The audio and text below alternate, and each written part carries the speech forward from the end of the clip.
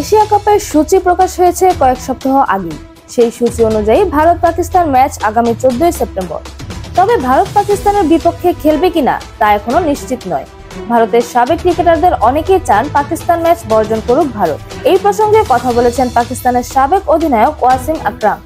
এই কিংবদন্তি মনে করেন ভারত খেলুক বা না খেলুক কোনোটাতেই পাকিস্তানের ক্ষতি নেই। সম্প্রতি শেষ হওয়া ওয়ার্ল্ড চ্যাম্পিয়নশিপ অব লিজেন্ডস টুর্নামেন্টের গ্রুপ পর্ব ও সেমিফাইনালে ভারত চ্যাম্পিয়ন্স পাকিস্তান চ্যাম্পিয়ন্সের সঙ্গে খেলতে অস্বীকৃতি জানায়। গত এপ্রিল মাসের শেষ সপ্তাহে ভারত নিয়ন্ত্রিত কাশ্মীরের পেহেলগামে পর্যটকদের উপর বন্দুকধারীদের হামলায় 26 জন নিহত হওয়ার প্রতিবাদে পাকিস্তানের বিপক্ষে ম্যাচ বর্জন করেন ভারতের সাবেকরা। এটি অবশ্য আইসিসি কিংবা এসিসি দ্বারা অনুমোদনপ্রাপ্ত কোনো টুর্নামেন্ট ছিল না। এরপর থেকে পাকিস্তানের বিপক্ষে ভারতের ম্যাচ বর্জনের আলোচনা আরো বেশি করে উঠেছে। ওয়াসিম আকরাম নিজের মত দিয়েছেন স্টিক টু ক্রিকেট পডকাস্টে। তিনি সেখানে বলেছেন, এশিয়া কাপের সূচি প্রকাশিত হয়েছে, এ নিয়ে সমালোচনাও হচ্ছে। তবে আমরা পাকিস্তানের এসব নিয়ে ভাবছি না। খেলি বা না খেলি আমাদের সবকিছুই ঠিকঠাক থাকবে, খেলা চলবেই। আকরাম আশা করেন জীবদ্দশায় আবারও তিনি ভারত পাকিস্তানের টেস্ট সিরিজ দেখবেন।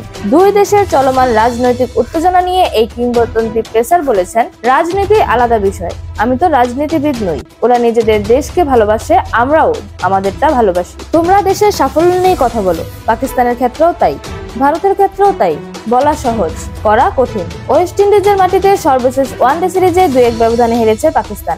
এরপর পাকিস্তান দলের কঠিন সমালোচনা করেছিলেন আরেক সাবেক ক্রিকেটার বাশিদ আলী। পাকিস্তানের সাবেক এই batsman the game plan YouTube চ্যানেলে বলেছিলেন, আমি প্রার্থনা করি এশিয়া কাপে ভারত যেন আমাদের বিপক্ষে খেলতে অস্বীকৃতি জানায়, ঠিক যেভাবে ওয়ার্ল্ড চ্যাম্পিয়নশিপ অব লিজেন্ডসে করেছে। তারা এত মার দেবে যে তা ভাবাও যায় না। এবার তিনি কামরান আকমলের ইউটিউব শোতে পাকিস্তানের সমালোচনা করেছেন। পাকিস্তানকে খোঁচা দিয়ে তিনি বলেছেন, 14 সেপ্টেম্বর পাকিস্তান ভারতের মুখোমুখি হলে ভালোই মজা হবে। এরকম আরো নতুন নতুন খেলার আপডেট পেতে অবশ্যই চ্যানেলটি সাবস্ক্রাইব করে রাখুন। ধন্যবাদ। Flavours news.